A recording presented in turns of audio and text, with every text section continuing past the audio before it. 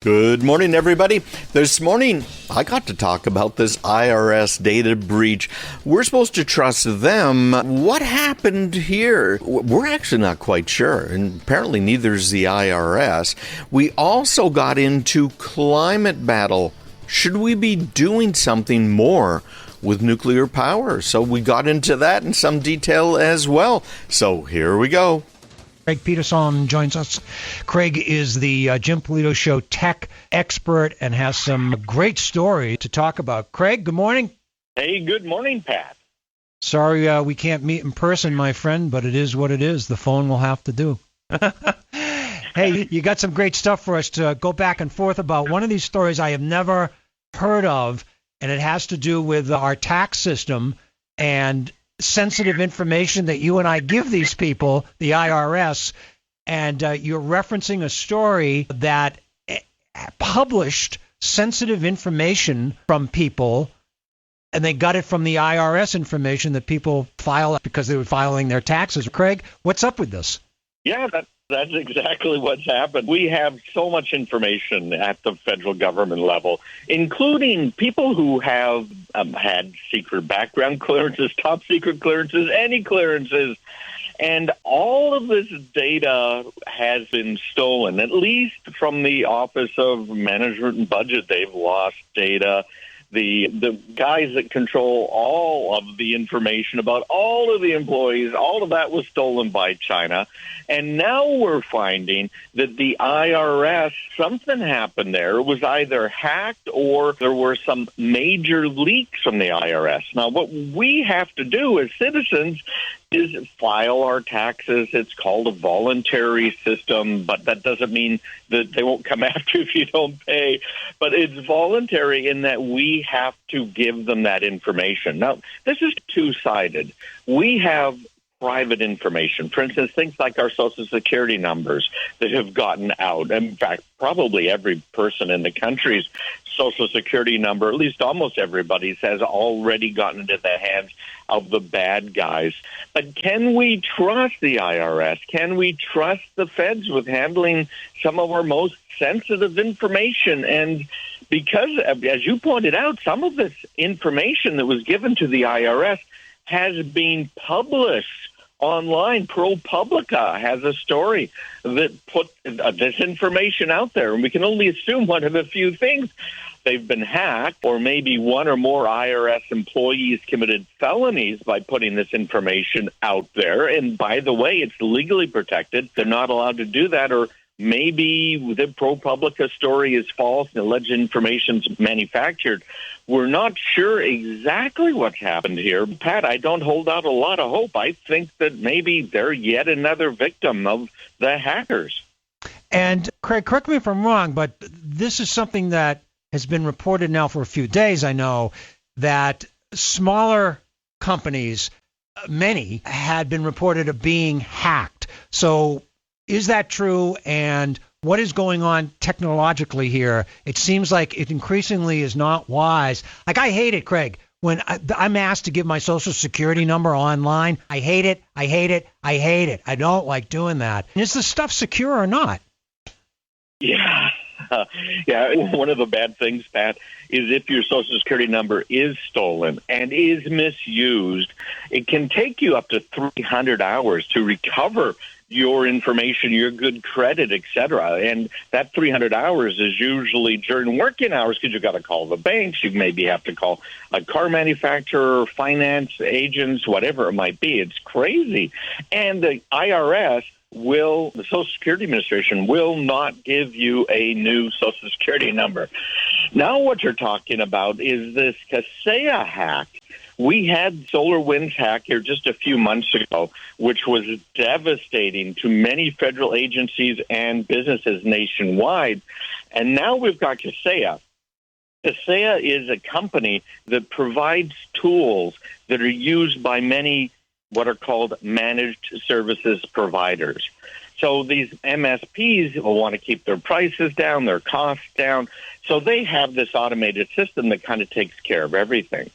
But what we've seen now is, again, a supply chain hack. In other words, you are a business and you would like a little bit of security and you'd like your machines to be updated, so you hire a managed services provider. That MSP uses another service provider, in this case Kasaya, to actually do the grunt work for them. So that is the supply chain to you as a small business. But this hack now is showing that it's been pretty darn deep. We don't even know how far it goes yet.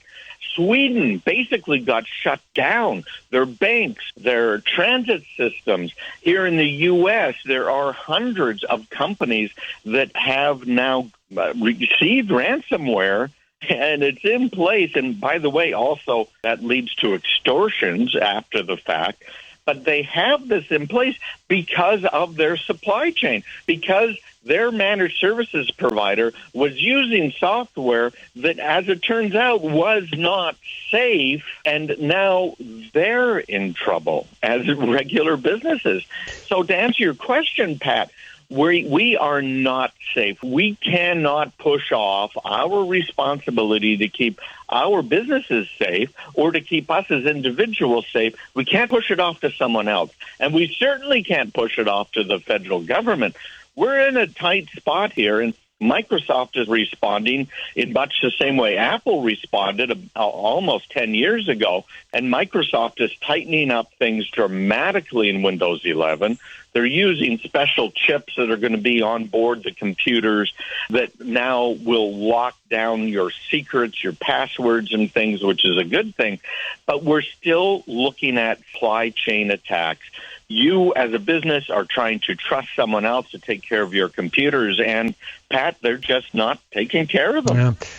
Good information, and it's almost like we're being victimized by modern-day technological Bonnie and Clydes, Craig. All right, Craig Peterson joins us. He's the Jim Polito Show tech expert. Let's switch gears. I'm a big nuclear power proponent. I know it's not the in thing. People seem to want to decommission them more than anything else. I don't even know if we build any new nuclear power plants. But you had a story up there about the nuclear power plant in New York, and there's evidence that, hey, look, you want to reduce the carbon footprint. You took this nuclear power plant offline, and you actually increased carbon emissions at the same time. Talk to us about that one.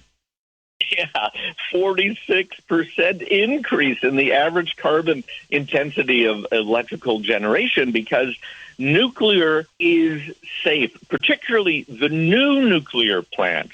Now, we're still regulating our nuclear plants as though it's 1950, if you can believe that. 70-year-old regulations in place. We now are up to about the seventh generation of nuclear power. And the way these are set up, don't think Jane Fonda. Don't think of the China syndrome, right? We're going to have this meltdown and everyone's going to die. That is impossible now. These new nuclear designs, and there are designs that are being put in place, Pat. They're not all out there yet. A lot of people haven't really, they're 70 years behind, up to date. But these nuclear plants are designed that if there is a failure of part of a system, the basic physics of it will not allow it to get out of control. So you can consider these nuclear plants like a ball. You have a big ball, it's nice and round, and you've got a flat hill. That ball is not about to roll up that hill because of physics. And that's what they've done with these new designs.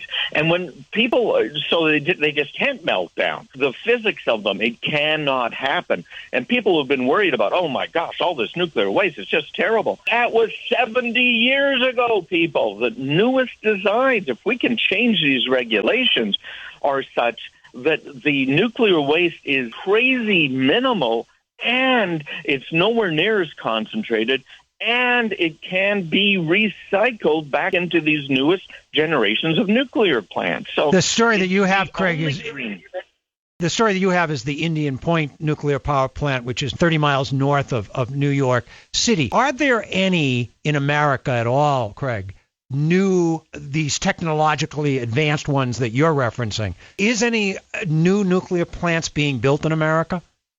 Only very small-scale ones. The U.S. military now is taking some of these designs, and they've got, in fact, right now, a bunch of bids out because they want small nuclear plants that fit into the back of a trailer from just a regular tractor trailer that they can bring out to different areas to provide power for them. So on that scale, the answer is yes. There are a couple of companies that are making them on a similar scale where they will run a small town from a nuclear plant that is buried in the ground and doesn't have to be touched for 20 years. So, yes, but the large-scale ones, no, it's crazy if you ask me. They're just shutting them down. They're not building the new ones, even though the new tech pad is amazing.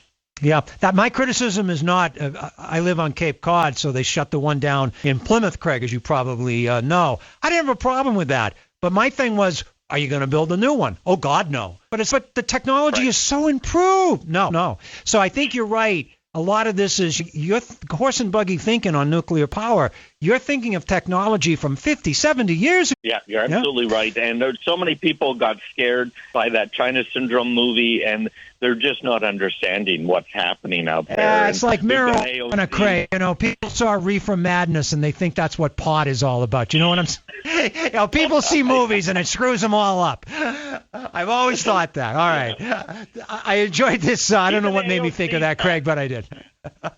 Craig Peterson, very much. Alexandra, Ocasio-Cortez is on board with you and me. She said her Green New Deal leaves the door open for this new nuclear power.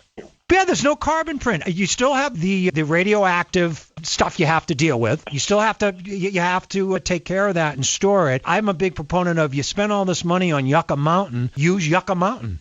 It's controversial, and I realize that, but I love what you're saying, and it makes perfect sense that we want to deal with global warming, carbon footprint. Let's embrace nuclear power. It's clean. Other countries do it. Craig Peterson, I wish I had a little bit more time with you. I very much enjoyed this conversation, and I can see why they bring you around. Great information. I appreciate it, sir. Take care, Pat, and love to talk again. I hope that we do. Thanks now. Craig Peterson, the tech expert on the Jim Polito Show. Great information there. Wholeheartedly agree about what he was saying about the nuclear power. And we ought to expand our minds a little bit, folks, on the new technology, the new type of nuclear power plant. Just saying.